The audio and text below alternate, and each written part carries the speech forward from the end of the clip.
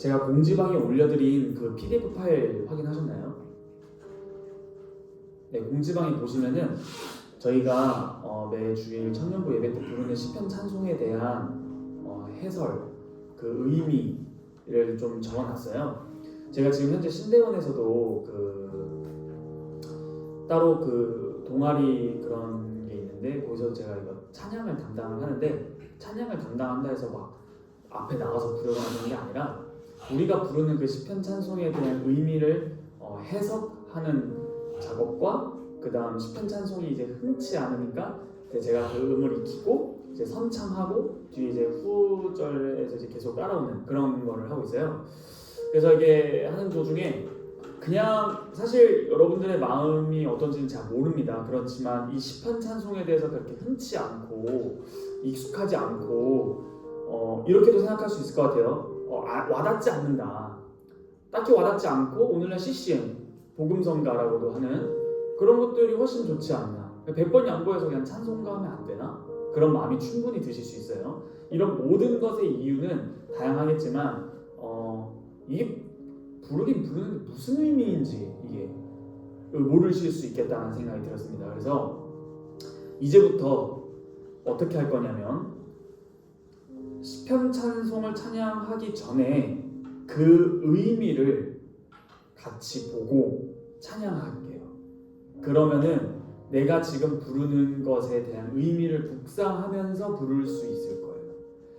이 시가 되게 적절하다 생각하는 게 우리가 소율이 문답을 통해서 작정, 예정, 섭리 등등등등을 배웠죠. 그런 것들을 어느 정도만 알고 있어도 찬양을 하는데 무리가 없을 거라고 생각이 듭니다. 시간이 되었습니다. 다 같이 주악에 맞추어 묵상기도 드림으로 주일 청년 예배를 드리도록 하겠습니다.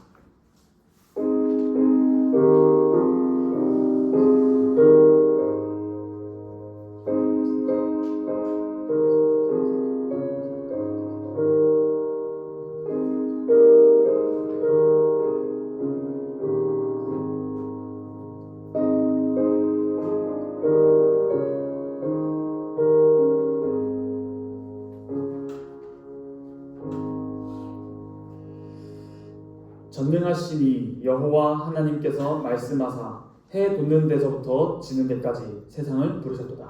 온전히 아름다운 시온에서 하나님이 빛을 비추셨도다. 우리 하나님이 오사 잠잠하지 아니하시니 그 앞에는 삼키는 불이 있고 그 사방에는 광풍이 불리도다. 하나님이 자기의 백성을 판결하시려고 위 하늘과 아래 땅에 선포하여 이르시되 나의 성도들을 내 앞에 모으라. 그들은 제사로 나와 언약한 이들이니라 하시도다. 하늘이 그의 공의를 선포하리니 하나님 그는 심판장이심이로다. 내 백성아 들을지어다. 내가 말하리라. 이스라엘아 내가 내게 증언하리라. 나는 하나님 곧 내 하나님이로다. 나는 내 재물 때문에 너를 책망하지는 아니하리니 내 번제가 항상 내 앞에 있음이로다. 내가 내 집에서 수소나 내 우리에서 숫 염소를 가져가지 아니하리니 이는 산림의 짐승들과 뭇 산의 가축이 다 내 것이며 산의 모든 새들도 내가 아는 것이며 들의 짐승도 내 것이미로다. 내가 가름 주려도 내게 이르지 아니할 것은 세계와 거기에 충만한 것이 내 것이미로다. 내가 수수의 고기를 먹으며 염소의 피를 마시겠느냐. 감사로 하나님께 제사를 드리며 지존하신 이에게 내 소원을 갚으며 환난 날에 나를 부르라. 내가 너를 건지리니 내가 나를 영화롭게 하리로다. 악인에게는 하나님이 이르시되 내가 어찌하여 내 율례를 전하며 내 언약을 내 입에 두느냐. 내가 교훈을 미워하고 내 말을 내 뒤로 던지며 도둑을 본즉 그와 연합하고 간음하는 자들과 동료가 되며 내 입을 악에게 내어주고 내 혀로 거짓을 꾸미며 앉아서 내 형제를 공박하며 내 어머니의 아들을 비방하는도다. 내가 이 일을 행하여도 내가 잠잠하였더니 내가 나를 너와 같은 줄로 생각하였도다. 그러나 내가 너를 책망하여 내 죄를 내 눈앞에 낱낱이 드러내리라 하시는도다. 하나님을 잊어버린 너희여 이제 이를 생각하라. 그렇지 아니하면 내가 너희를 찢으리니 건질 자 없으리라. 감사로 제사를 드리는 자가 나를 영화롭게 하나니 그의 행위를 옳게 하는 자에게 내가 하나님의 구원을 보이리라. 아멘. 사도신경은 우리의 신앙 고백을 요약한 것입니다. 찬송가 앞면에 있는 사도신경을 펴서 읽으며 우리의 신앙을 고백하도록 하겠습니다. 우리가 무엇을 믿습니까? 전능하사 천지를 만드신 하나님 아버지를 내가 믿사오며 그 외아들 우리 주 예수 그리스도를 믿사오니 이는 성령으로 잉태하사 동정녀 마리아에게 나시고 본디오 빌라도에게 고난을 받으사 십자가에 못 박혀 죽으시고 장사한 지 사흘 만에 죽은 자 가운데서 다시 살아나시며 하늘에 오르사 전능하신 하나님 우편에 앉아 계시다가 저리로서 산 자와 죽은 자를 심판하러 오시리라. 성령을 믿사오며 거룩한 공예와 성도가 서로 교통하는 것과 죄를 사하여 주시는 것과 몸이 다시 사는 것과 영원히 사는 것을 믿사옵나이다. 아멘. 다 함께 찬송가 24장 찬송하겠습니다.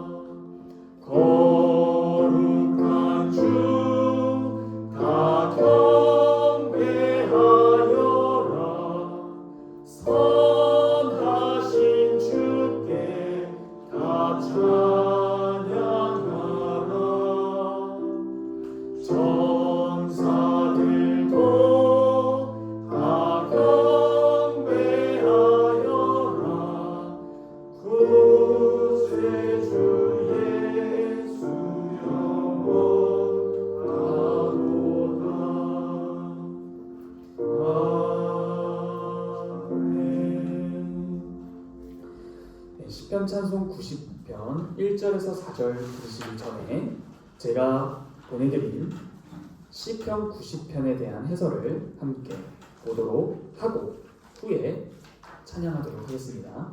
PDF 파일 다들 보시기를 바랍니다.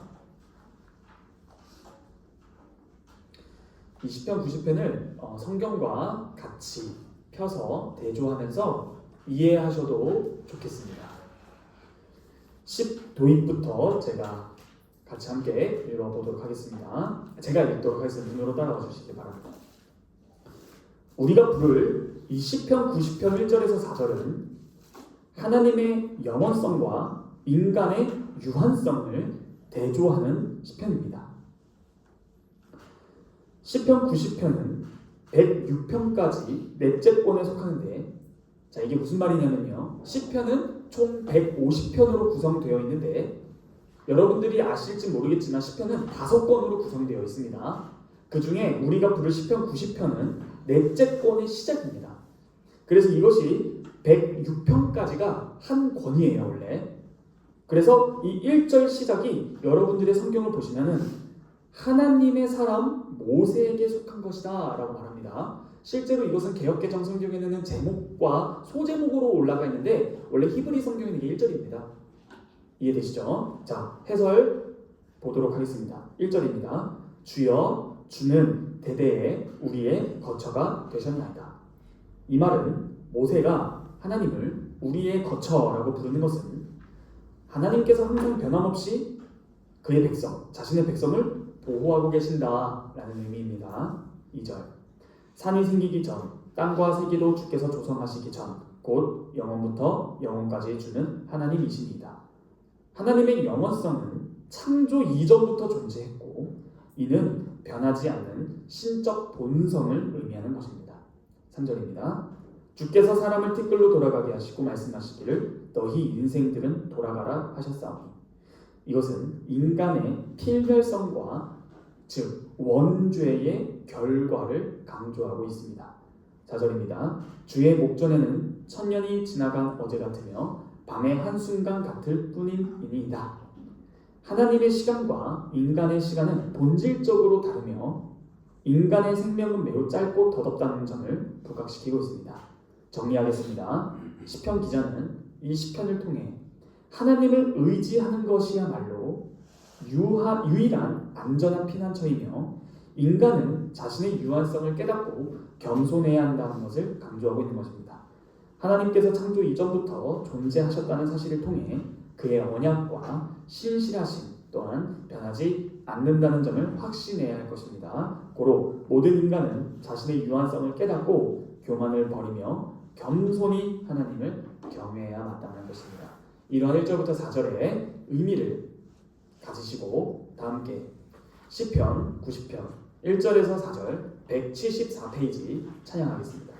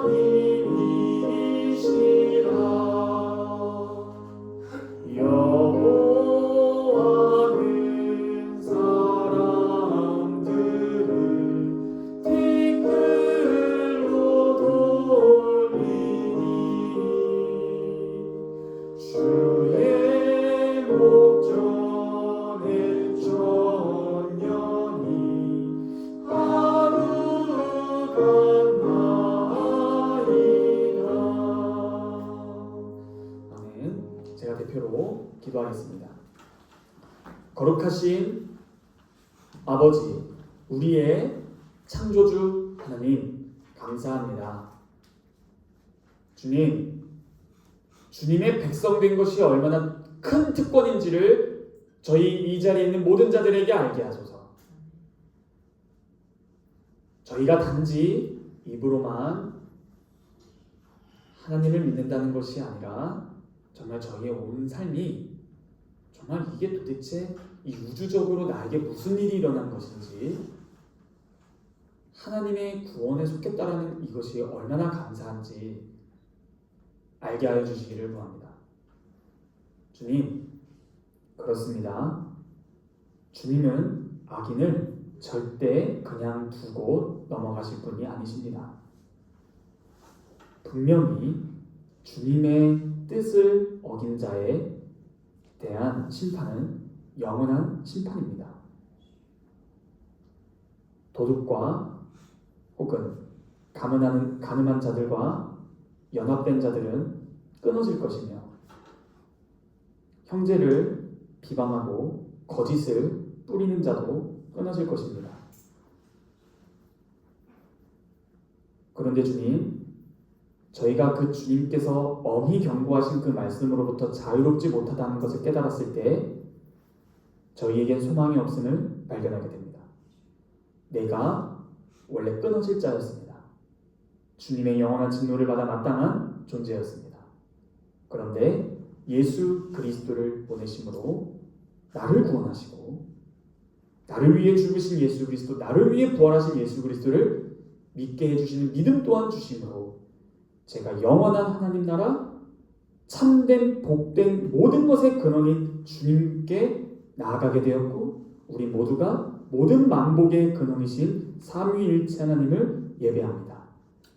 주님, 이러한 모든 복들은 눈에 보이지 않는다고 해서 경홀히 여기거나 무시할 것이 아니라 반드시 주님의 재림 때에 눈으로 나타날 것이온데, 이것은 이미 지금부터 경험하게 하셨습니다.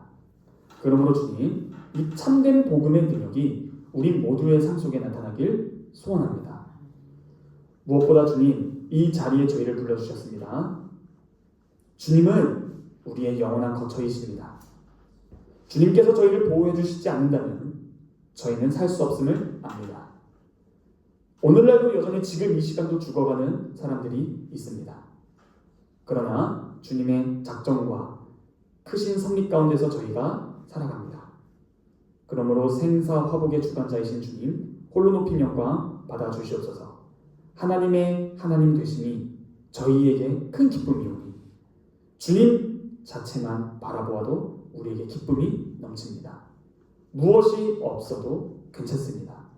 주님만이 우리의 소망이시고 우리의 기쁨이시며 우리의 거처이시고 나의 생명의 근원이 되시기 때문입니다. 주님, 이 자리에 임재하셔서 저희의 예배를 받아주소서. 이 모든 말씀 살아서 역사하시는 우리 주 예수 그리스도의 이름으로 감사하며 기도하옵나이다. 아멘. 다음 시편 찬송 시편 100편인데요. 이번도 제가 보내드린 공지방에 있는 PDF 파일을 함께 보도록 하겠습니다. 두 번째 페이지 시편 100편에 대한 설명을 드리겠습니다. 시편 100편은 온 땅의 백성들에게 하나님께 기쁨과 감사로 찬양할 것을 권면하는 감사의 시입니다. 1절입니다. 온 땅이여 여호와께 즐거운 소리를 지를지어다. 모든 피조물이 하나님께 기쁨으로 찬양할 것을 지금 촉구하고 있습니다. 2절. 기쁨으로 여호와를 섬기며 노래하면서 그의 앞에 나아갈지어다. 하나님을 섬길 때에 기쁨과 노래로 그분 앞에 나아가야 할 것임을 강조하고 있습니다. 3절. 여호와가 우리 하나님이신 줄 너희는 알지어다. 그는 우리를 지으신 자시요 우리는 그의 것이니 그의 백성이요 그의 기르시는 양이로다. 하나님이 우리의 창조주이심을 고백하고 있고 우리는 그의 백성, 그의 양임을 상기시켜주고 있습니다. 4절입니다. 감사함으로 그의 문에 들어가며 찬송함으로 그의 궁정에 들어가서 그에게 감사하며 그의 이름을 송축할지어다. 감사와 찬양으로 하나님의 성전에 들어가 그분의 이름을 찬양할 것을 권면하고 있습니다. 5절. 여호와는 선하시니 그의 인자하심이 영원하고 그의 성실하심이 대대에 이르리로다. 하나님의 선하심, 인자하심, 성실하심이 영원하다라는 것을 말해주고 있습니다. 정리하겠습니다. 시편 기자는 이 시편을 통해 하나님께 드리는 찬양과 감사의 중요성을 강조하고 있고 모든 피조물이 하나님을 기쁨으로 섬기고 찬양해야 함을 역설하고 있습니다. 시편 100편은 하나님께 대한 감사와 찬양을 표현하며 예배자들에게 하나님의 선하심과 인자하심을 기억하도록 독려합니다. 그러므로 이 시편 찬송가는 예배에서 신자들이 하나님께 기쁨과 감사로 나아가도록 돕는 역할을 하고 있습니다. 이러한 배경으로 다 함께 시편 100편 194페이지입니다.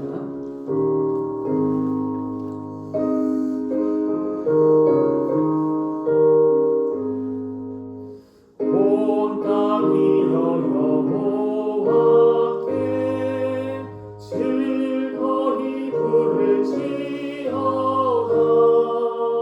기쁨으로 경배하며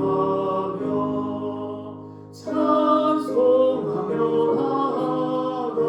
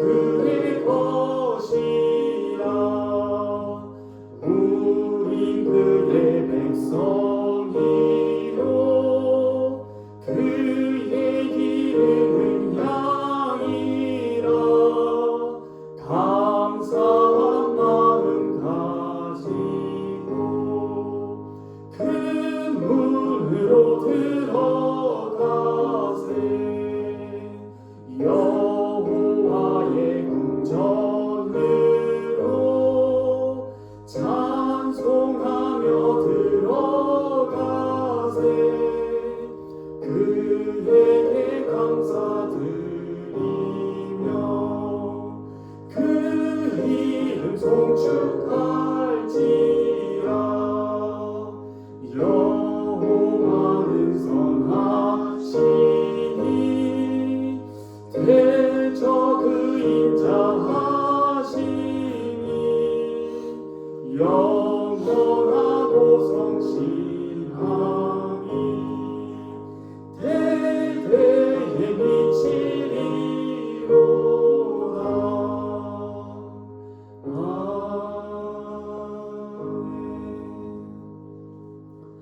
다 함께 찬송가 50장 부르시면서 준비하신 예물 드리겠습니다. 찬송가 50장은 1장만 부르도록 하겠습니다.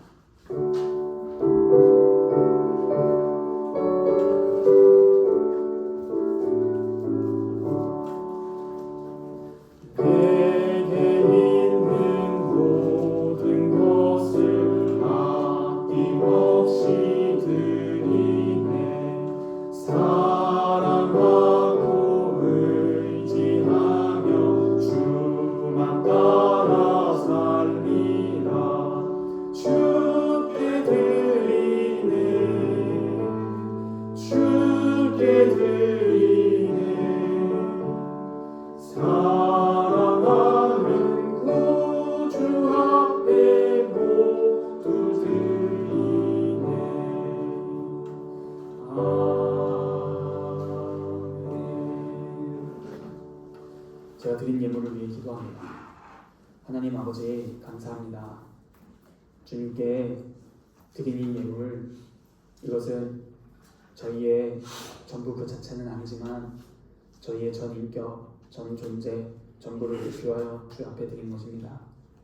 오늘 예배 시작할 때 주님의 선포되는 말씀 시편 50편을 읽었듯이 모든 만물이 다 주님의 것이라 주님께서는 저희에게 요구하지 아니하신다고 하십니다. 그러나 이 말씀을 하시기 전에 말씀하셨던 바가 무엇인지 저희의 가슴을 울립니다. 곧 너희는 나의 백성이고 너희는 나와 언약한 자들이고 너희는 나의 이스라엘, 나의 신부, 그 존재임을 기억하라라는 것입니다. 그렇습니다, 주님. 저희가 이 헌금 너무나 작은 물질이지만 저희 수중에는 더 많은 돈들이 있지만 이것을 주님께 드리는 것은 주님 나를 드리오니 나를 받아주시길 구합니다. 나의 전부를 주님 앞에 이 작은 예물로 대표하여 드립니다. 그러므로 주님, 이 예물을 드린 모든 자들 주님 축복하시고 주님께 아직 믿음이 약해 드릴 게 없어도 주님께서는 그것으로 책망하시는 것은 아니나 우리의 믿음을 돌아보게 하시고 우리가 정말 주님을 날마다 신뢰하며 살고 있는지 아니면 나의 수중에 무엇인가가 잡히는 것이 많아야 내가 사건 같은지 나의 숨통을 옥죄는 것이 과연 원인이 무엇인지 내 손에 뭔가 가득히 잡혀있으면 숨쉴만 하고 뭔가 없으면 되게 답답한지 주님 그러나 주님께서 말씀하시기를 너 자신을 부인하라. 그것이 주님의 제자 되는 첫 걸음이라는 것을 말씀해 주셨습니다. 그러므로 주님 저희가 이 헌금이라는 것이 단순히 돈 내는 시간이 아니라 저희의 신앙을 고백하고 우리의 모든 삶이 주님의 것이라는 것을 믿고 드림으로 저희 존재 전부를 다 드린다는 이 마음으로 나아가오니 저희의 예물 아니 저희의 온 존재를 받으사 주님의 나라와 의를 위하여 사용하여 주시옵소서. 주께서 이 시간도 함께하여 주실 것을 믿사오며 예수님의 이름으로 기도합니다. 아멘.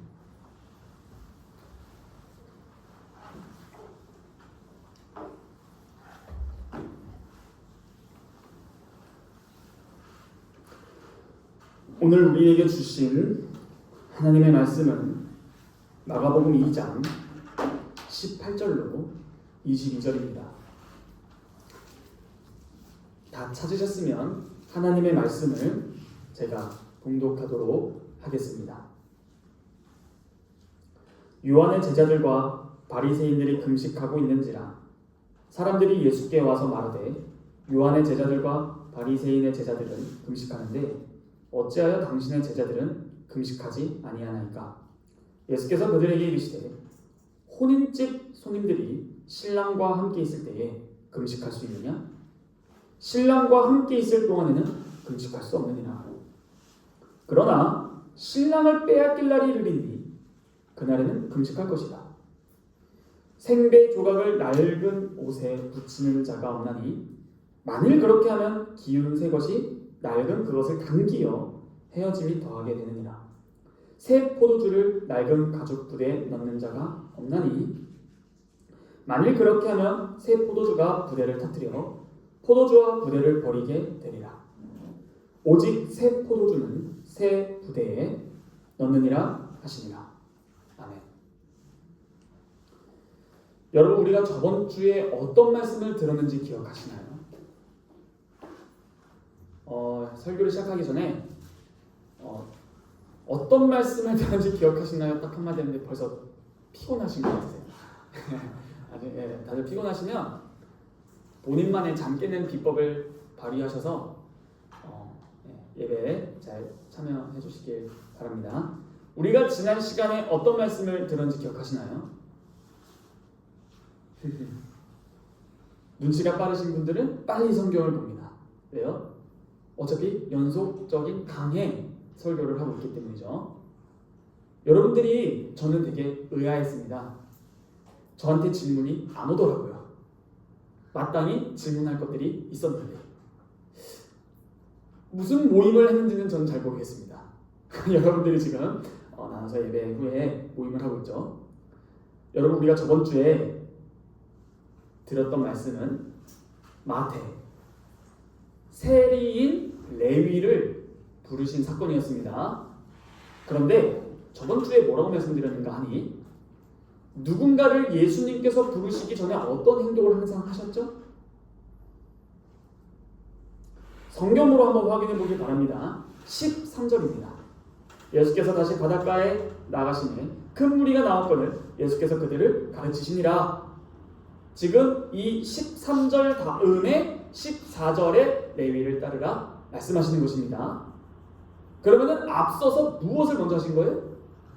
가르치셨다. 그리고 부르시는 것입니다. 이 패턴은 앞장 1장에서도 나왔다라는 걸 말씀드렸습니다. 1장을 한번 보시면 예수님께서 15절에 때가 찼고 하나님의 나라가 가까웠으니 회개하고 복음을 믿으라 가르치십니다. 그리고 나서 내 제자를 얻으시는 것입니다. 그래서 저번 주에 핵심적인 것 중에 하나는 뭐냐? 예수님의 신적인 권위를 가진 그 가르침은 하나도 땅에 떨어짐 없이 반드시 열매를 맺는다. 그러므로 예수님의 가르침의 열매는 교회의 초석이 되는 제자를 얻은 것입니다. 그러므로 예수님의 가르침은 공허한 소리의 울림으로 맞춰지지 않고 사람을 얻으십니다. 지금 빨리 18절부터 가야 되는데 왜 저번 주걸 복습할까요? 아직 좀 더 남았습니다. 이 복습하는 이유를 곧 알려드릴 거예요. 그러므로 방금 말씀드렸던 저번 주 레위를 부르신 사건의 13절과 14절은 어떤 관계, 연관 관계가 있다라는 것을 알 수 있는 것입니다. 예수님께서 큰 무리를 가르치신 일과 가버나움 세관에 앉아있던 마태가 예수님의 제자가 된 일은 불과 불의 관계를 가지고 있다는 것이에요. 이것이 도대체 무엇을 의미하는 건가요? 예수님의 가르침은 항상 사람을 얻는 것으로 드러납니다. 예수님의 복음이 선포되면 제자가 얻어집니다. 그렇죠? 그러므로 13절과 14절을 잘 연관해서 읽으면 이 의미가 풍성해지는데 저번 주의 설교는 뭐였죠?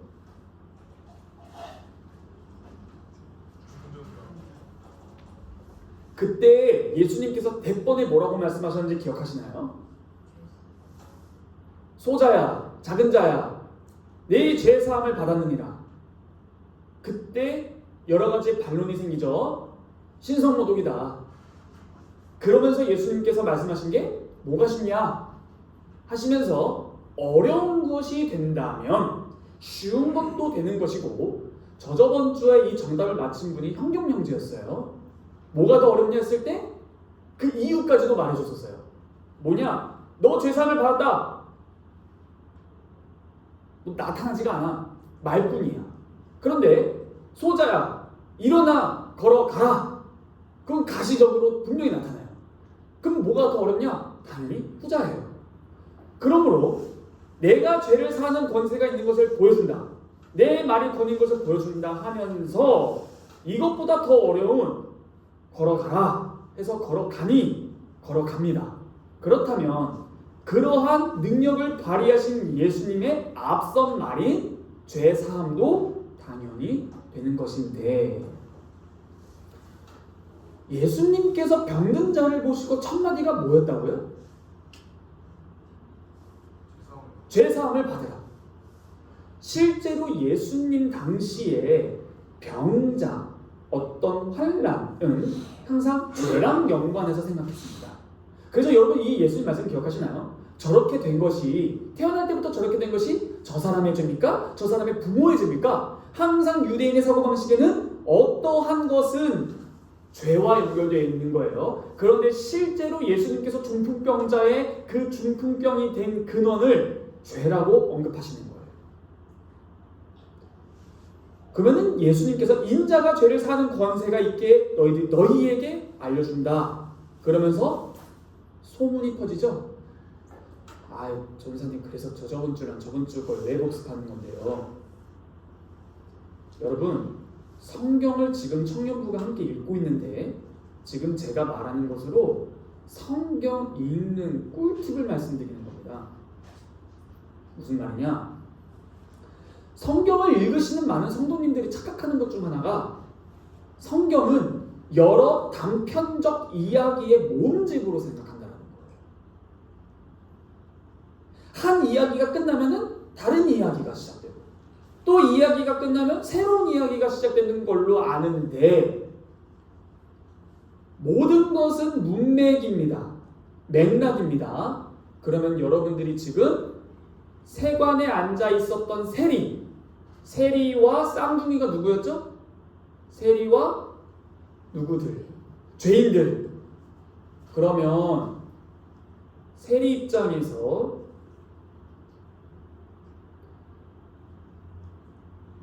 레위야 날 따르라. 네 주님. 상식적이십니까? 처음 본 사람이 따라오라면 따라갑니까? 그런데 저번 주에 레위는 예수님께서 그냥 날 따르라 부르시자마자 따라가요. 왜? 분명히 예수님의 중풍병자의 사건은 죄를 사하시는 사건이었고, 이 소문이 퍼짐으로 세리와 죄인들에게는 나도 저 예수님께 가고 싶다, 나도 이 죄를 사함을 받고 싶다라는 그 마음의 문을 열게 해줬을 것이 분명하며, 무엇보다 예수님의 그 사죄 선언은 빈말이 아니었음이 증명되었고, 그 사죄의 은혜가 가시적으로 능력 있게 나타났습니다. 그러므로 예수님은 실제로 죄를 사는 권세가 입증됩니다. 그렇다면 중풍병자 치유 사건에 관한 소문이 쫙 퍼졌을 때 마태와 같은 세리와 죄인들의 귀는 번쩍 뜨였을 것이 분명합니다. 나도 예수님께 가면 죄 사함 받을 수 있을까? 기대감이 올라옵니다. 중풍병자처럼 자신의 이 모든 죄, 많은 사람들이 나를 앞잡이, 매국노, 죄인 그 자체, 하나님 나라에서 배제된 자, 회당과 예배당의 출입 금지, 이러한 죄인으로 낙인이 찍힌 나. 그런데 이 마태는 예수님을 처음 본 게 아닐 것입니다. 이미 앞선 구절에서 죄 사함과 가르침이, 이 두 가지 중대한 사건이 세관에 앉아있는 마태에게 들어갔을 것입니다. 다른 말로 해드릴까요? 마태는 이러한 예수님에 대한 사전 지식이 있는 상태에서 그 부르심에 응답한 것이지, 생판 처음 본 사람이 따르라 한다고 따라가는 것은 만무할 것입니다. 그러므로 여기서 무엇을 알 수 있나요? 예수님을 따라가고 싶으신 여러분들, 사전 지식 없이 처음 보는 사람이 따라오라 한다고 해서 따라가지 않을 여러분들, 그러므로 사전 지식, 즉 예수님은 누구신가에 대한 이해가 없이는 그분을 믿는다 혹은 그분의 제자로 살아야지라는 말은 오히려 공허한 자신의 믿음이 아닌 바람일 뿐일 것입니다. 그러므로 중요한 것은 예수 그리스도는 어제나 오늘이나 영원토록 동일하신 분이시다라는 히브리서 말씀에 의거하여 지금 21세기 이 자리에서 오늘도 교회에 복음을 가르치시고 이 사죄를 선언하십니다. 2장 1절부터 3장 6절까지 두 가지 포인트를 놓치지 말라고 말씀드렸었는데, 첫째, 예수는 누군가? 왜 이 땅에 왔는가? 둘째, 자신에 대한 참된 진리의 계시가 드러날수록 반대자들의 반대는 강해진다. 이 두 가지였죠. 그러므로 질문하십시오. 여러분들의 신앙이 약해지는 것 같습니까? 질문해 보시면 됩니다. 나는 예수님을 누구로 알고 있는가? 지금 기회 드릴게요. 속으로 따라하세요. 나는 예수를 누구로 아는가? 이 사전 지식이 없이는 죄송하지만 못 따라갑니다. 예수님의 열매는 사람을 얻는 것이었는데 항상 복음의 가르침이 선행됐고 그분의 사주하는 능력의 권세를 믿은 자들에게 임한 것입니다. 여기까지 2주를 요약해드린 것입니다.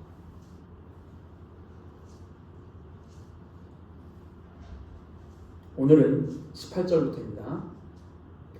오늘 되게 중요한 거 많이 들으실 거예요. 18절 읽겠습니다.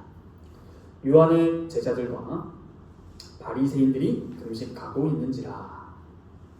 지금 요한의 제자들과 바리새인들은 금식을 하고 있어요. 그들은 이 금식을 경건 생활의 일부로 여기고 열심히 하고 있습니다. 그런데 세례 요한의 제자들도 있는 것입니다. 이 세례 요한의 제자들은 스승을 본받아서 금식을 자주 했습니다. 왜죠? 세례 요한 자체가 그랬습니다. 아니, 성경에 어디 나와 있어요? 다 함께 찾아보시죠. 마태복음 11장 18절입니다. 마태복음 11장 18절을 보시면 나중에 예수님이 하신 말인데 미리 보면 세례 요한의 태도가 나옵니다. 핵심은 뭔가 하니 요한에 대해서 말하기를 먹지도 마시지도 아니하기에 귀신 들렸다. 그러니까 세례 요한의 일생은 그냥 금식 그 자체였던 것 같습니다. 그러므로 이 세례 요한의 제자들도 스승을 본받아 금식을 함께 했을 것입니다. 요한은 실제로 광야에서 회개를 전파하는 주의 사자로서 사역을 했었죠. 근데 그의 사역은 금식과 메뚜기와 석청이라는 건 간단하게 먹고 사람이 없는 곳에서 그 주님이 오신다, 회개하라라는 것을 선포했는데, 지금 세례 요한의 사역은 장난하는 게 아니에요. 무슨 말이죠? 완전히 생활을 다 뒤집어 엎으라는 거예요. 세례 요한에게 세례를 받으러 나온 사람들이 우리는 어찌합니까? 우리는 어찌합니까? 했을 때 그거에 대해서 처방전도 내려줘요. 그러므로 이 회개라는 것은 나의 삶을 확 뒤바꾸는 것입니다. 그러므로 지금 장난하는 것이 아니기에 금식하며 주의 길을 준비하는 것입니다. 그리고 우리가 읽었던 마가복음 1장 14절을 어떻게 시작하는가 돌아보면 요한이 잡힌 후 이렇게 말합니다. 한마디로 요한의 제자들과 요한이 함께 생활을 하고 있었는데 자신들의 스승이 잡혔어요. 자신들의 스승이 감옥에 갔습니다. 그러면 제자들은 예, 천민 선생님, 초등학생들이 선생님 잠시 자리 비우면은 슬퍼합니까? 좋아합니까? 파티예요. 와, 쉬는 시간이다. 그쵸? 그런데 요한이 어떠한 존재였는가를 잘 기억해 보시면 마지막 때에 올 여호와의 사자, 엘리야와 버금가는 선지자, 주의 길을 준비하는 자인데 그를 따르는 제자들이 그러한 스승이 잡혔을 때 어떻게 하겠습니까? 애통해하며 금식하겠죠. 더욱더 주님이 아니라 스승을 본받아 나아가겠습니다. 여러분들 여기서 하나 유대인들의 금식 배경을 한번 알아야 할 것 같습니다. 제가 오늘 예수님이 되게 어려운 말 하나 했어요. 이 시간이 아니면은 이 말씀을 해석하고 여러분들이 스스로 읽기 어려울 것입니다. 오늘 잘 들어주세요. 자, 예수님이 세 가지 대답을 하셨는데 첫 번째가 뭐죠? 좀 더 천천히 다시 살펴볼 거긴 한데 혼인, 신랑이 있는 날에 금식 안 한다. 둘째, 생배 옷을 헌옷에 깁지 않는다. 셋째, 새 포도주는 새 부대에 담는다. 질문해 볼까요? 무슨 말이에요 이게? 제가 금식과 혼인과 생배, 가죽을 연구해 왔습니다. 어떻게? 1세기 당시 유대인들의 생활 풍습과 탈무드와 미드라시라는 유대교 랍비의 전통 문헌들을 읽고 당시에 어떻게 했길래 간략하게 이렇게 썼는지 좀 이따가 제가 가죽 부대 만드는 방법도 알려드릴 거예요. 자, 첫째, 유대인들의 금식 배경을 좀 보겠습니다. 원래 성경을 다 찾으면서 봐야 되는데 많이 있는데 한두 구절씩만 찾아볼게요. 유대인들의 금식이 있습니다. 한번 성경 하나 찾아보시죠. 레위기 16장 29절에서 31절입니다. 레위기 16절은 히브리어 욤키푸르 대속죄일입니다. 이날이 대제사장이 한 번 성소에 들어가는 날 아시죠? 그 날인데요. 29절을 한번 보시면 중간쯤 보시면 스스로 괴롭게 하라라는 말 보이시나요? 레위기 16장 29절이요. 스스로 괴롭게 하라. 그러므로 유대인들은 이를 금식으로 해석해서 큰 안식일, 그냥 안식일 중에 하나가 아니라 금식을 하며 대속죄일인 그날 이것을 이렇게 스스로 괴롭게 하라는 것을 금식으로 해석해서 의무적으로 율법이 명했다 해서 금식으로 채택합니다. 이게 7월이에요. 7월. 그래서 모세의 율법에 이 대속죄일 날 금식하라는 것이 의무적으로 나타나 있지 않냐? 이런 금식적 배경이 하나 있어요. 자, 둘째, 유대인들이 이스라엘인들이 범죄해서 그 결과가 뭐였죠?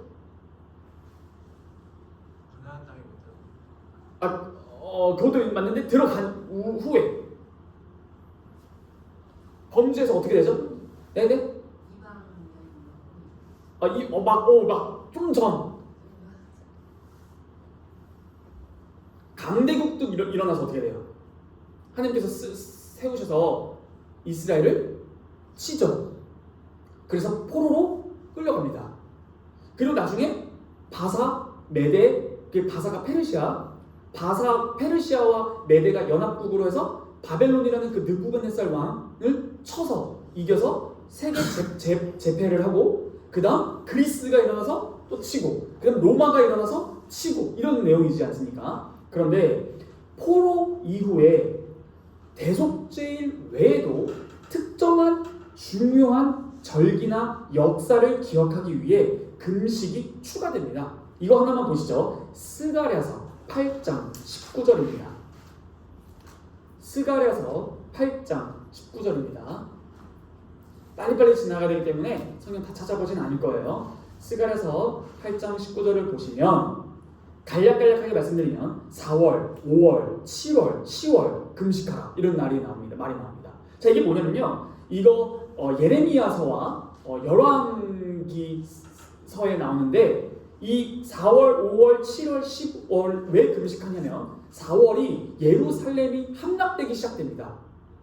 그리고 이게 포로기 돌아와서예요. 그래서 이 전에 그 스가랴서 7장을 보면은 제사장에 가서 이게 금식은 애통이 하는 건데 우리가 이제 또 돌아와서 이 성전이 건축되는데 제사장한테 가서 우리 금식 계속 해야 돼요? 이미 다 잘 됐는데? 했을 때 말하는 말이에요. 여튼 4월에 금식하라는 것은 예루살렘이 함락되기 시작했던 날이 있기 때문에 금식을 하는 것이고 5월의 금식은 예루살렘 성전이 파괴되기 때문에 금식하는 것이고 7월은 느부갓네살 왕 바벨론 왕에게 그달리아라는 제사장이 암살을 당해요. 그래서 그거를 애도하기 위해 7월날 금식하는 것이고 10월은 바벨론이 예루살렘을 포위한 날이에요. 그래서 금식하는 거예요. 그래서 스가랴서 8장 19절에서 간단하게 4, 5, 7, 10 금식해라. 왜요? 이스라엘의 역사를 돌아보면서 애통해 하는 거예요.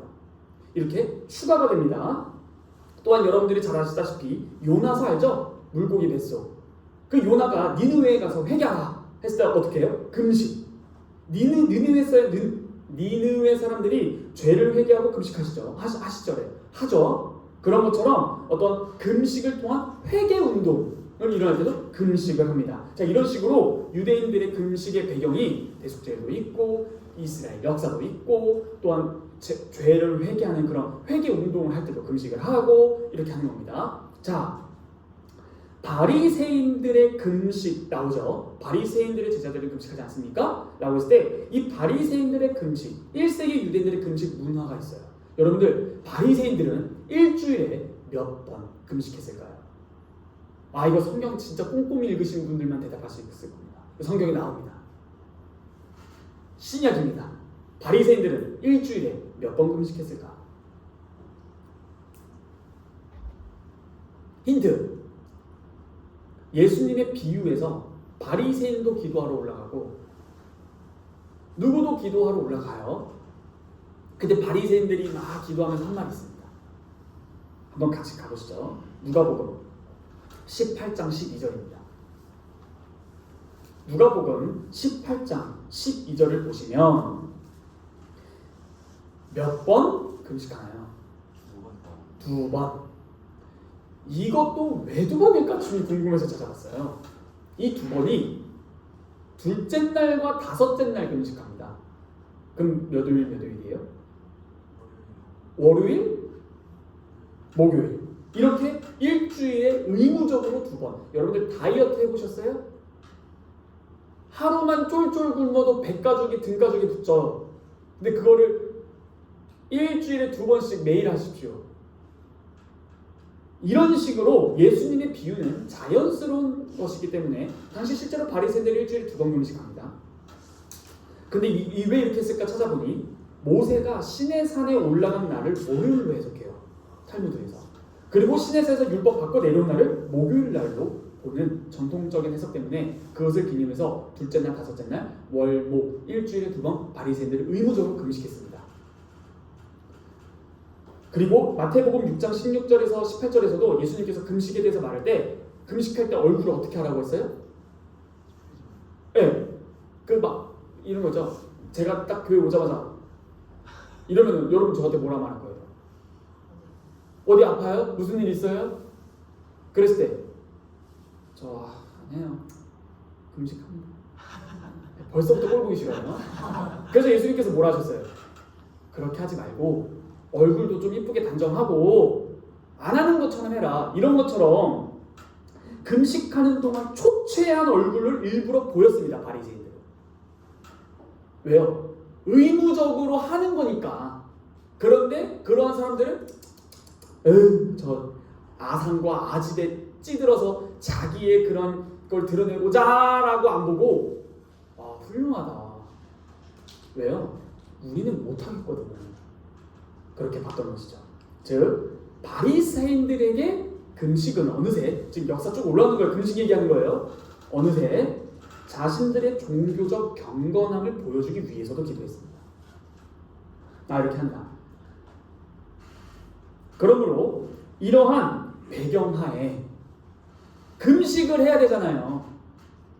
근데 세례 요한의 제자들도 세례 요한의 제자들도 그 스승이 잡혀가서 그 광야에서 금식하며 먹지도 마시지도 아니었던 그 스승님을 본받는 세례 요한의 제자들의 금식 생활과 바리새인들의 일주일 동안 둘째 날, 다섯째 날, 월요일과 목요일날 금식적인 생활과 경건함을 유지하고 그 율법을 지키고자 하시는 그 아주 훌륭한 선생들의 지도자들의 행동을 본받아 바리새인들의 제자들도 금식하는데 웬걸?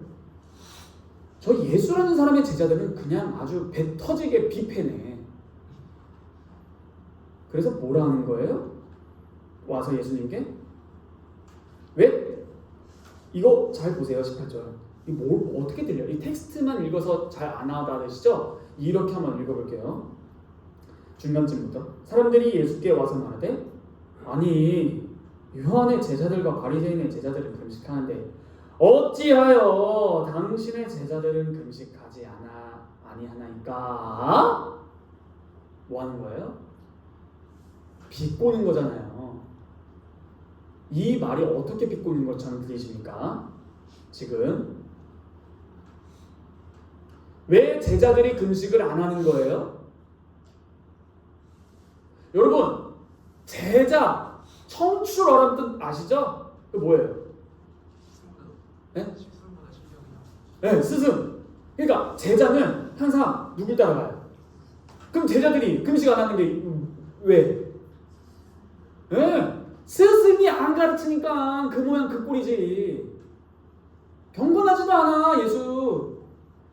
그의 제자들을 보면은 스승을 알겠다. 그거 아시죠? 너 부모 얼굴에 목칠하지 마라 이런 거. 그런데 지금 이게 전에는 우리 예수님께서 세리와 죄인들과 식사했을 때는 예수님에게 직접 가서 왜 세리와 죄인들과 식사합니까? 라고 물어봤어요? 아니에요. 우리 성경을 보시면 좀만 올라가면요. 누구에게 말해요? 그 말을? 제자들에게 말해요. 야, 너희 선생은 자, 잘 안 하다 하실까봐 부모님들이 계셔서 참 감사합니다. 우리 집안 욕하는 걸 내 아들이나 딸한테 말해서 내 귀에 들리면 어때요? 나한테 직접 와서 말하든가 라는 마음이 들지 않아요? 자녀를 통해서 야, 너네들은 참 너희 집안 그거 알아? 이렇게 해서 엄마 아빠 우리 집안 이렇대 한장할 노릇이겠지. 근데 전에는 그렇게 했는데 이제는 직접 와서 제자들 왜 그 모양이냐 라는 이유를 보면 뒤집어서 생각하면 스승이 그 모양이니까 지금 이러한 상황이에요. 이러한 금식에 대해서 예수님은 어떻게 대답하시는가 하니 혼인 시간이다 라고 말합니다. 신랑이다. 그런데 지금 이 마가복음을 더 진전하기 전에 잠깐만 멈춰서 생각해보면 이 본문을 잘 묵상해보면 예수님은 사사건건 비난만 받으시는 것 같아요. 가만 보면 안 그런가요? 2장부터 보면은 우리 2장 1절부터 12절까지 무슨 비난 많으셨어요? 신성모독이라고 비난받고 그 다음에는요? 세리 마태 부른 다음에는 뭐라고 비난 많으셨어요? 죄인들과 어울리네? 비난받아요? 지금은 뭐라고 비난받으세요? 금식 안 하네? 이거 다른 말로 해볼까요? 이러면 좀 더 와닿을 것 같은데. 첫 번째, 하지 말아야 할 말을 하네. 두 번째, 하지 말아야 할 행동을 하네. 이제 하지 말라 했어. 근데 또 뭐래요? 해야 할 행동을 안 하네. 그러니까 이 2장을 가만히 한 걸음 두 걸음 물러서 보면은 깨달아요. 예수님은 독립국입니다. 이러나 저러나 다 비난받아요. 이거를 통해서 여러분들은 뭘 알 수 있어요? 저번에는 제자를 통해 비난받고 지금은 예수님께 직접 비난하고 선생이 금식을 안 가르치니 제자들이 이 모양이지. 바리새인들은 꼬박꼬박 금식하는데 여기서 하나 깨닫는 게 있습니다. 여러분들께 한번 질문해 보겠습니다. 예수님은 진리이십니까? 아멘? 아멘. 그럼 이렇게 말해볼게요. 진리가 사사건건 비난받네. 진리란 항상 칭찬과 지지가 따라오진 않습니다. 이게 핵심인 것 같아요. 진리가 전해지면 칭찬하고 지지할 것 같은데 진리를 전하면 비난하다라는 거예요. 이게 2장 1절부터 3장 6절까지 보는 두 번째 특성입니다. 진리가 드러날수록 비난받습니다. 스승이 저 모양이네. 그러므로 이 마가복음 2장은 이러한 현실을 아주 잘 보여줘요. 여러분들 진리를 전해보세요. 비난받을 겁니다. 근데 왜 그럴까요? 지금 이 반대하는 자들이 비난을 하는 이유가 없나요? 근거가 없을까요? 처음에 중풍병자 신성모독에 비난하는 근거는 뭐였어요? 자신들의 나름의 성경 지식과 신학을 근거로 비난한 거 아니었나요? 하나님 외에 누가 죄를 사하느냐? 자신의 성경적 지식과 신학적 근거에 비난합니다. 자, 둘째, 죄인들과 세리와 식사를 하는 것도 비난의 근거가 있어요, 없어요? 있어요. 뭐예요? 정의감과 도덕 기준이에요. 어떻게 저럴 수 있지? 세 번째, 금식에 대해서 비난하는 것도 근거가 있어요, 없어요? 있어요. 뭐예요? 자신들의 종교심과 종교 관행에 비춰봐서 어떻게 저럴 수 있지? 자, 두 번째 깨달음. 자신들의 기존의 알량한 성경 지식, 도덕 관념, 종교심, 종교 관행에 갇히면 결국 더 큰 진리를 비난하는 자리에 필연적으로 서게 된다. 여러분들이 알고 있는 것이 애매하면 진리가 왔을 때 반대하는 자리에 서게 된다는 것입니다. 이 사람들이 모르는 게 아니고 멍청이들이 아니에요. 아니, 하물며 7살 먹은 어린아이도 이거 하자 싫어! 라고 하는 판국인데 이 사람들이 생각이 없이 비난하겠습니까? 사람들은 다 자기 생각이 있어요.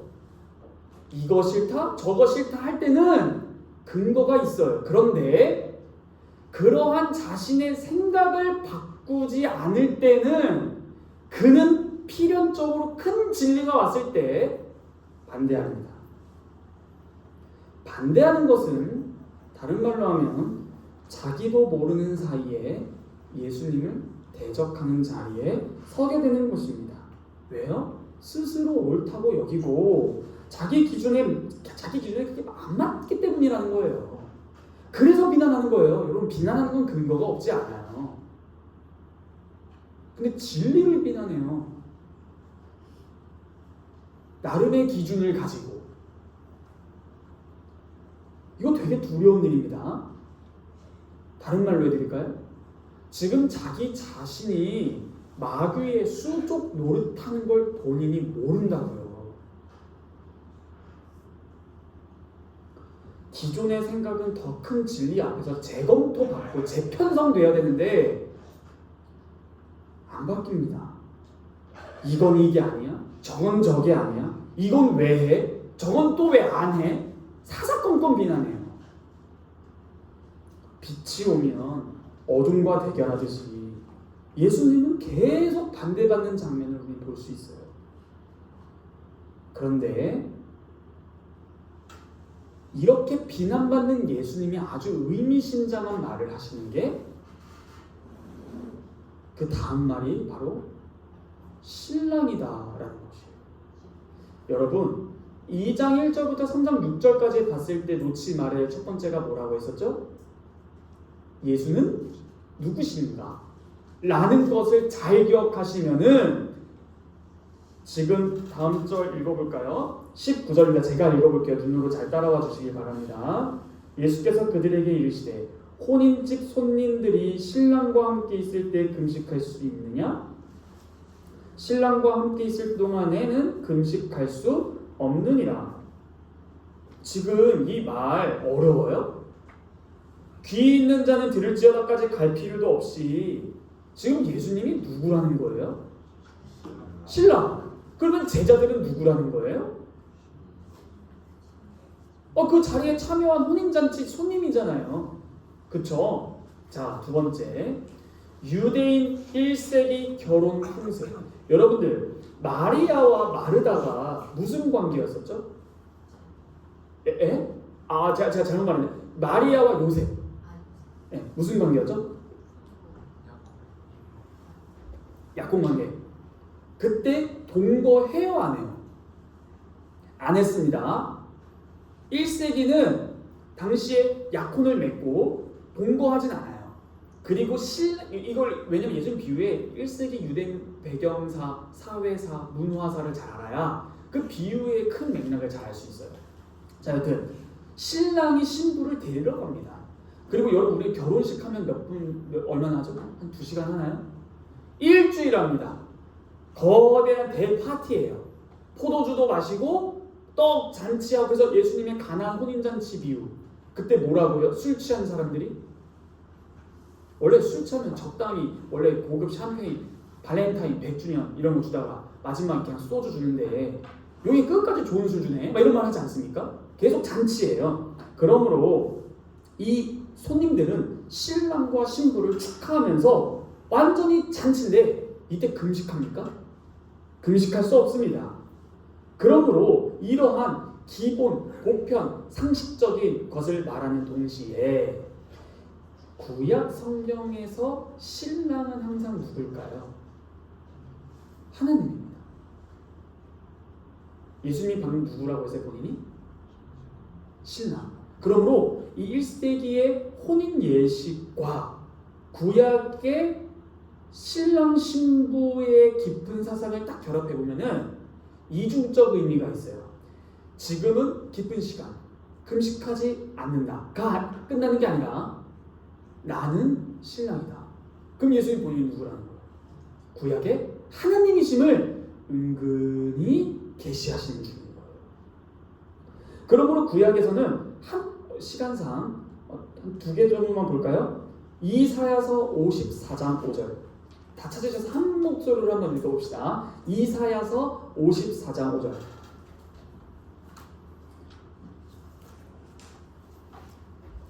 다 찾으셨으면 함께 읽어보도록 하겠습니다. 시작. 오케이. 이는 너를 지으신 너 이스라엘을 지으신 이가 하나님이신데 남편이라고 나옵니다. 그리고 예레미야서 2장 2절도 한번 읽어보시죠. 예레미야서 2장 2절입니다. 다 찾으셨으면 함께 읽도록 하겠습니다. 시작.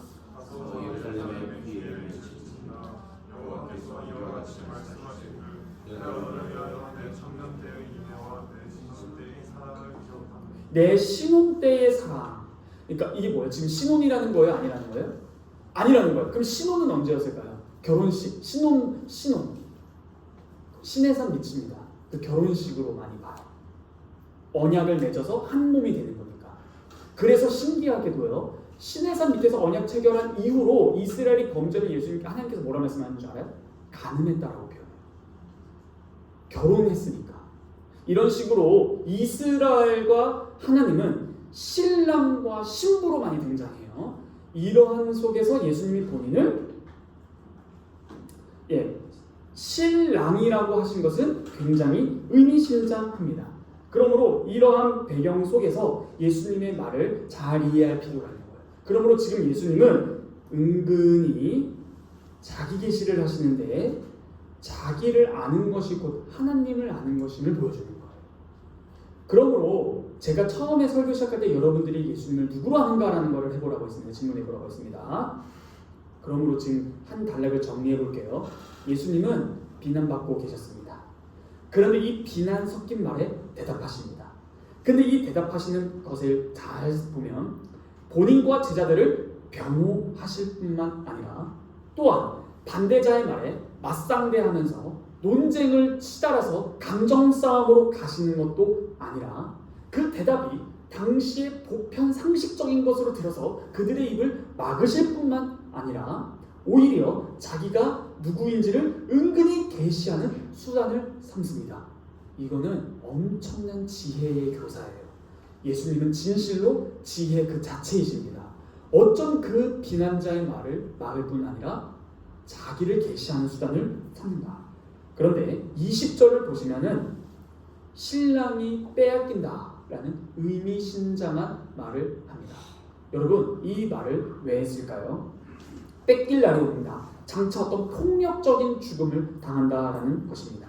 그러므로 이 말은 신랑을 빼앗긴다라는 건데 굳이 왜 넣었을까 하니 그날에는 금식한다라는 거예요. 제자들로 슬픈 날이니까. 근데 이런 질문이에요. 왜 지금 이 자리에서 신랑 빼앗긴다는 얘기를 하는 것인가? 이것은 방금까지 어둡고 편협한 자기 생각에 갇힌 이들이 결국 마귀의 수족이 된다고 했습니다. 이 말을 듣는 자들이 곧 예수님을 십자가에 못 박는 주범이 될 것입니다. 간단하게 설명드릴게요. 진리가 왔을 때 자신의 알량한 성경 지식과 도덕관념과 종교심과 종교 관행을 유지했을 때 예수님을 십자가에 못 박는 지경까지 이르게 된다는 것입니다. 곧 우리는 하나님께서 예수님을 죽이셔야만 했던 그 죄를 내가 범하게 된다는 거예요. 그러므로 여러분들, 우리는 정말 예수님에 대해서 잘 알아야 됩니다. 그래야 우리의 삶이 바뀌어요. 우리의 자리가 바뀌는 거예요. 내가 서 있을 자리와 서 있지 않아야 할 자리를 분별하는 유일한 방법은 새벽 예배, 수요 예배, 금요철 예배, 주일 예배 빠지지 않는 게 아니라 주님에 대한 바른 지식과 바른 지혜와 바른 깨달음으로 나의 삶을 회개했을 때만 주님이 원하시는 자리에 서게 된다는 것을 두고두고 말씀하시는 중이다라는 것이에요. 그러므로 여러분들, 예수님께서 계속적으로 표적을 행하시고 기적을 행하시고 가르치시는데 이 열매로서 이들이 예수님의 제자가 안 된다면 그들은 더 이상 돌이킬 수 없습니다.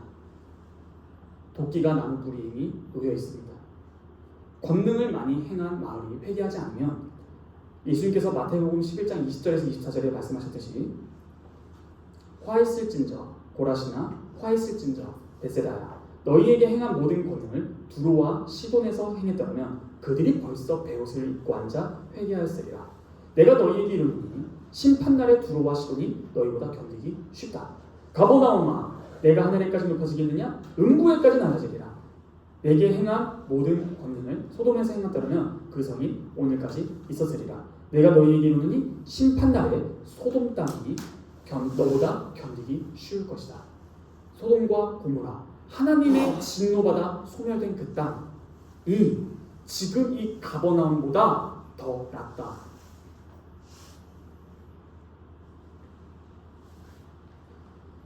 마지막입니다. 21절로 22절 말씀드리고 마치도록 하시죠.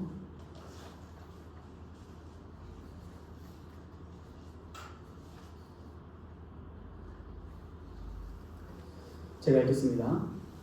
생배 조각을 낡은 옷에 붙이는 자가 없나니 만일 그렇게 하면 기운 새 것이 낡은 그것을 당겨 헤어짐이 더하게 되느니라. 새 포도주를 낡은 가죽 부대에 넣는 자가 없나니 만일 그렇게 하면 새 포도주가 부대를 터뜨려 포도주와 부대를 버리게 되리라. 오직 새 포도주는 새 부대에 넣느니라 하십니다. 여러분, 이 두 비유, 그 새 포도주와 생배 조각, 이 두 비유는 같은 비유입니다. 자, 우리 진영 집사님은 이해하기 너무 쉬우실 것 같아요. 첫 번째, 생배 조각. 지금 딱 이거 보자마자 너무 쉬워요. 여러분, 오늘날 옷이 헤어지거나 구멍이 뚫리면은 이렇게 꼬매서 입진 않죠? 옷이 너무나 흔한 시대니까. 근데 불과 우리 몇십 년 전만 해도 다 그 옷이 귀해서 꼬매 입지 않습니까? 근데 이 꼬매 입을 때 빳빳한 그 쇠천, 린넨을 딱 붙였어요. 그리고 옷을 빨면 어떻게 될까요? 신축성이 기똥차서 옛 옷은 이미 늘어날 대로 다 늘어나서 어느 정도 한계가 있는데 이 빳빳한 새 것이 빨고 말리면 어떻게 돼요? 쫙 당기죠. 그랬을 때 이거 더 헤어짐이 심하다. 아, 이거 어려워요? 상식이에요. 자, 두 번째, 새 포도주 낡은 가죽 부대에 넣는 일이 없다 라고 말씀하셨어요. 이 새 포도주와 낡은 가죽 부대. 자, 여러분 당시에 가죽 부대 만드는 방법 아시나요? 자, 저를 보세요. 자, 가죽 부대 쇼하겠습니다. 당시에는 염소로 대부분 만들었는데, 염소나 양으로 한번 해보시죠. 자, 목 자릅니다. 목 잘라요. 배 가르면 안 돼요. 배 가르면 포도주 안 돼요. 그 고기 먹을 때, 제사하거나 고기 먹을 때, 자, 목 잘라요. 그러면은 그 안에 내장과 여러 피들이 있겠죠. 그걸 다 뺍니다. 그 겉에 있는 털도 싹 깎아요. 완전 생닭처럼 깨끗하게. 그러면 또 말굽이, 그 발굽이 있죠. 그걸 다 잘라요. 굽을. 그러면은 구멍이 몇 개가 돼요? 항문까지 다 포함해 6개지만 하여튼 구멍이 5개가 생겨요. 그러면은 그 발을 꽉 묶어요. 그리고 그 목 구멍으로 넣습니다. 뭐예요? 뒤집어 까. 그러면 또 내장이랑 피를 묻어있겠죠? 싹 깨끗이 닦아요. 그러면 구멍 항문 막고 4개 다리 발고 쪼여서 막으면은 목에 구멍이 하나 생긴 양만한, 염소만한 가죽 부대 완성입니다. 이해되시나요?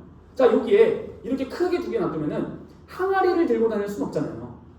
그래서 어떻게 해요? 큰 가죽 부대 2개 이렇게 딱 매서 낙타 같은 데 실어서, 낙타들을 보면은 옆에 막 주렁주렁 뭐 달고 다니고 그런 것도 있잖아. 휴대성도 편해, 이동성도 편해, 다 좋아요. 그런데 여기에 물도 넣고 우유도 넣지만 포도주를 넣어요. 여러분, 포도주는 발효식품이거든요. 그러면 안에서 부글부글부글 끓어요. 그럼 이걸 꽉 내면 어떻게 돼요?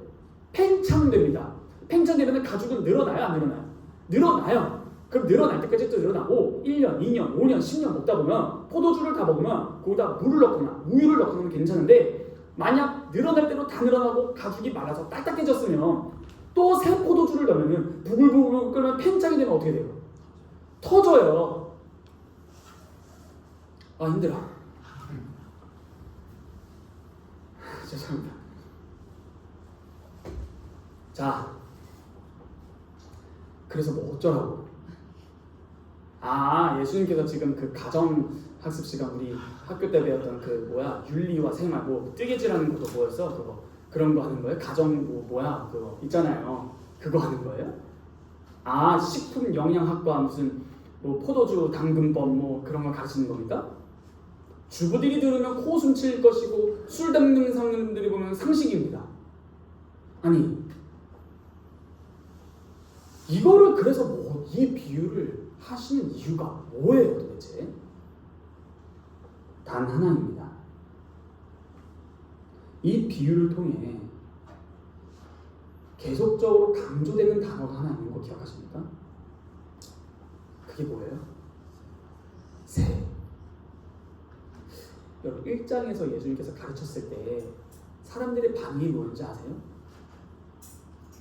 이는 새 교훈이로다, 새 가르침이다, 권위 있는 자와 같다.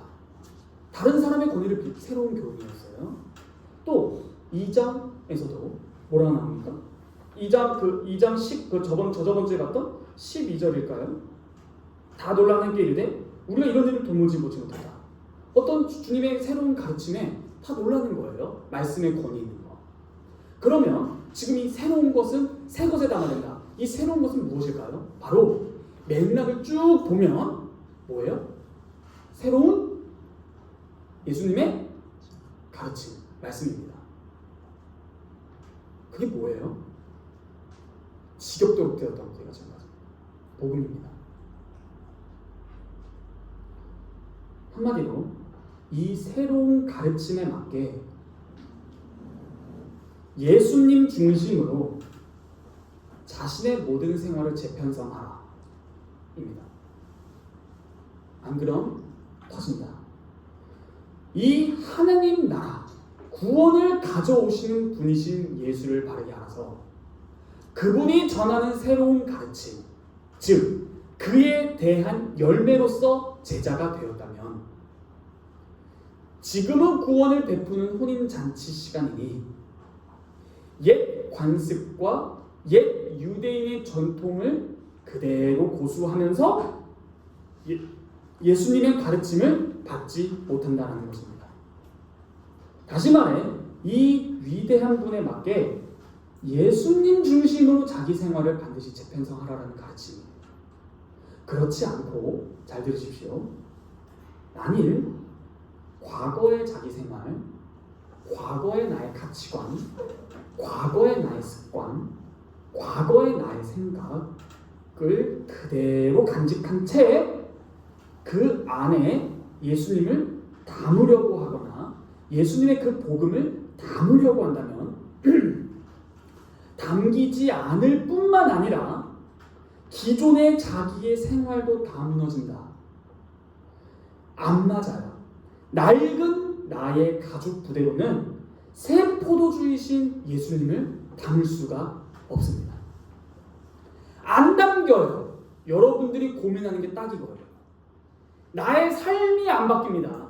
안 바뀌는 건 정상입니다. 왜요? 예수님의 복음에 나의 과거의 생활, 과거의 사상, 과거의 교훈, 과거의 모든 것들을 바꾸지 않은 상태로 예수를 나의 그 과거의 삶에 넣어서 살아보려고 해보니 부글부글 끓거든요. 내 생활과 예수님의 가르침이 너무 동떨어졌다라는 것을 내가 알아요. 안 맞아요. 교회에 이런 사람들이 많이 있습니다. 교회는 다니지만 예수님의 뜻대로 살지는 않아요. 예수님 중심으로 복음을 중심으로 자기 생활 전체를 뜯어고칠 생각은 없습니다. 수지타산이 안 맞거든. 지금까지 쌓아온 게 얼만데 예수님의 말씀으로 어떻게 하냐면 이거예요. 자기 기존의 가치관 위에 자꾸 덧대려고 하는 거예요. 항상 자신의 옷을 입으면서 예수라는 그 액세서리는 찹니다. 행거치프라고 하나요? 메이드인 예수예요. 생활과 가치관은 바꿀 생각이 없습니다. 거기에 예수를 덧대고는 싶어요. 그런데 참 신기하게도요. 예수의 뜻대로 전적으로 살 생각도 없고 행동은 안 하지만 그렇다고 불신자처럼 완전하게 자신을 죄에 방임하지도 않아요. 지옥 갈 거거든. 본인은 알거든. 완전히 자신의 삶에 돌아오면 반거충이에요. 그러므로 지금 예수님께서 생배조각이라는 것과 새 포도주라는 것을 두 번이나 강조해서 연달아 비유하신 것은 너무 강조하고 싶으신 것입니다. 예수님에게 맞는 생활, 예수님에게 맞는 생각, 예수님에게 맞는 가치관으로 나의 삶이 전체가 안 바뀌면 나의 낡은 것에 예수님의 새로운 것이 들어가서 죄송하지만 예수님 여러분들의 그 옛날 것들을 땜빵하실 의사가 없으십니다. 그리고 나의 가르침도 다 훼손될 거예요. 뿐만 아니라 내 삶이 유지가 되지 않습니다. 뭔가 하나는 버려야 돼요. 정리해드리겠습니다. 지금부터 하는 말 5분 안에 끝낼 테니 여러분들 삶에 직접 적용하십시오. 복음은, 잘 들으세요. 복음은 단순히 여러분의 삶에 대한 개선책이 아니에요. 완전히 새로운 방식과 신앙과 관계됩니다. 새 포도주라는 예수님의 새로운 가르침인 그 복음은 생명력을 지닌 새로운 가르침이에요. 그리고 변화시킵니다.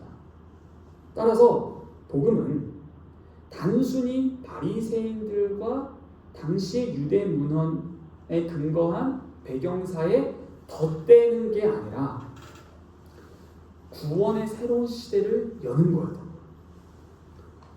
예수님의 가르침인 새로운 포도주와 새 옷감은 단지 기존의 나의 삶에 무엇인가를 추가하는 게 아니라 버리고 새 것으로 입는 겁니다. 복음은 여러분들의 삶이 달라지는 거예요. 방식이 달라집니다. 그러므로 예수님의 이 비유는 오늘날도 생생한 거예요. 너가 지금 힘든 이유는 나라는 새로운 것이 틀려서가 아니라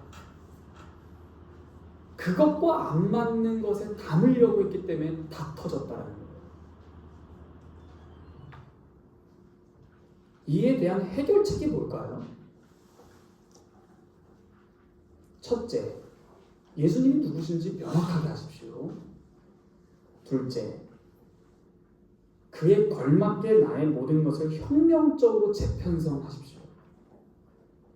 셋째, 자신의 기존의 가치관과 생활을 유지한 채 신앙생활 해봤자 안 됩니다. 결국 다 무너질 겁니다. 그러므로 이 세 가지 적용점을 잘 기억하십시오. 한마디로 복음은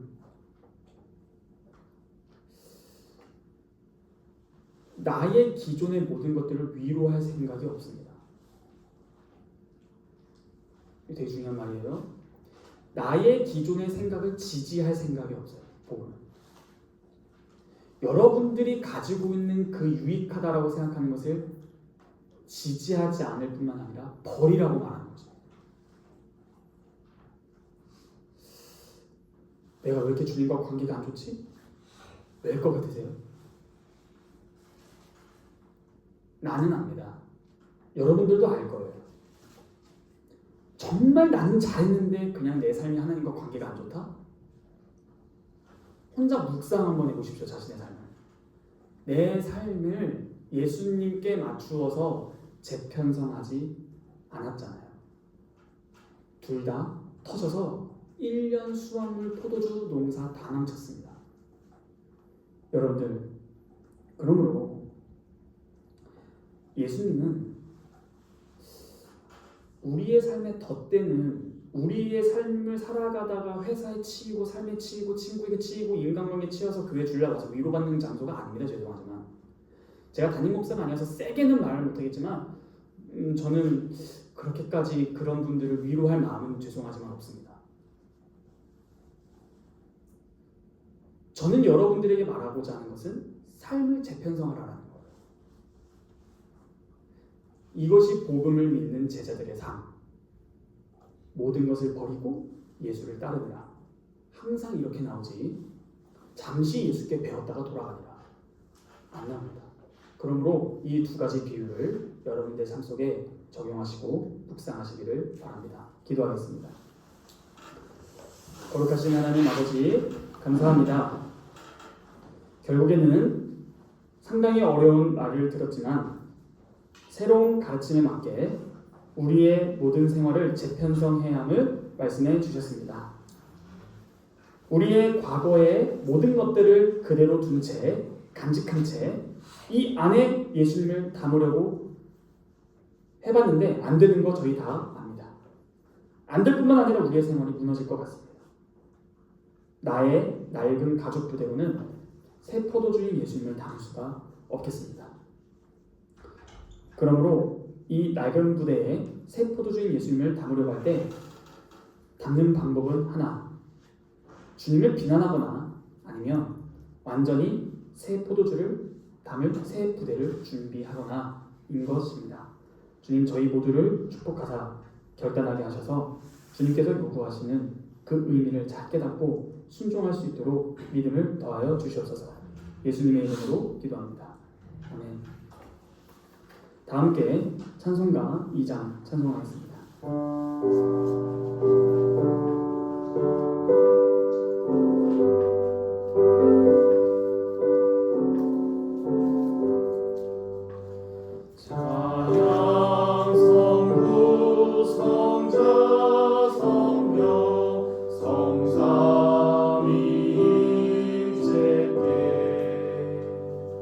영원 무궁하기까지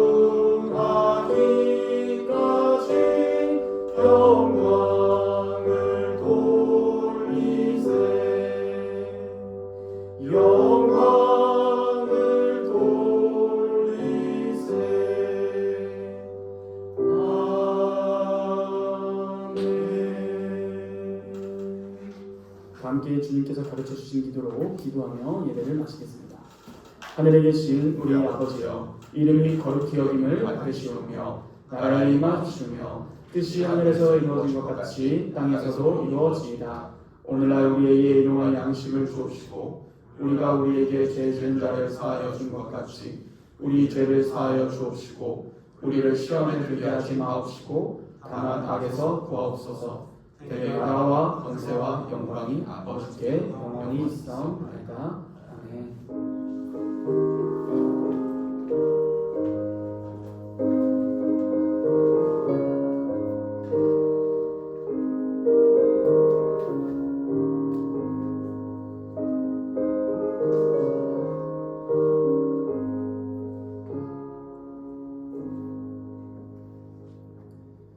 모든 예배 마쳤습니다.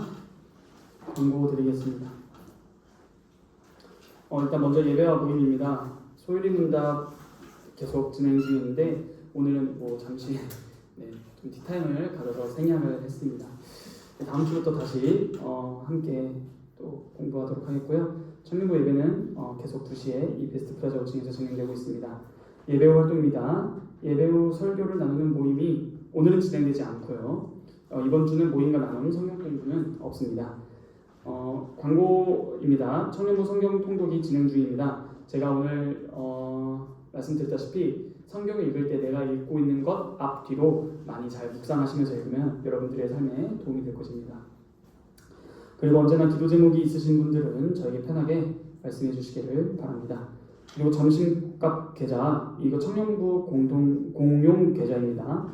한 끼에 2,000원인데 한 달에 그냥 10,000원씩 받고 있습니다.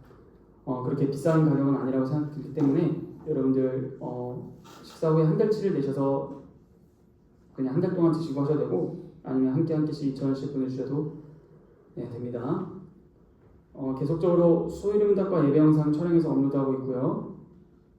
이 QR로 들어가시면은 제가 올리는 유튜브에 접속이 됩니다. 그리고 오늘은 강훈 집사님 댁에서 교제하는 날입니다. 그리고 저희가 지금 중고등부와 계획하고 있는 게 이제 매달 둘째 주에 함께 시간을 보내는 게 있는데요.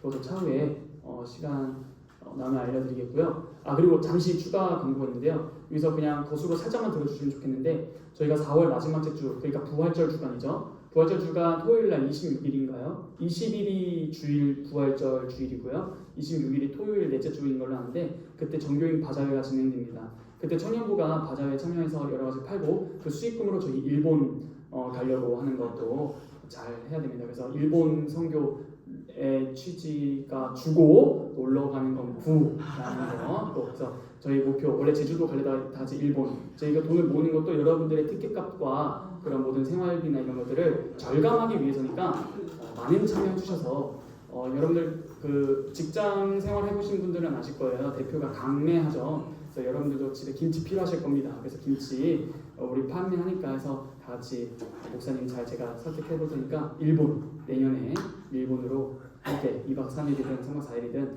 가는 걸로 합시다. 그렇게 하면 좋겠습니다. 그래서 그렇게 진행되는데 그날 참여가 가능하신 분 살짝 손 들어 주시겠어요?